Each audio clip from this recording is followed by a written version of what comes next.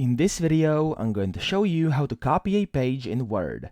So the first thing you want to do is have a page you would like to copy, of course, and then what you want to do is go to the very left of it, as you can see, and it's going to rotate your mouse cursor the other way that is usual, as you can see.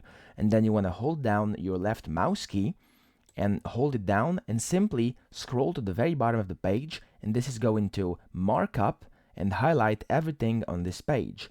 What you then want to do is press Ctrl and C, so this gets copied, so Ctrl C.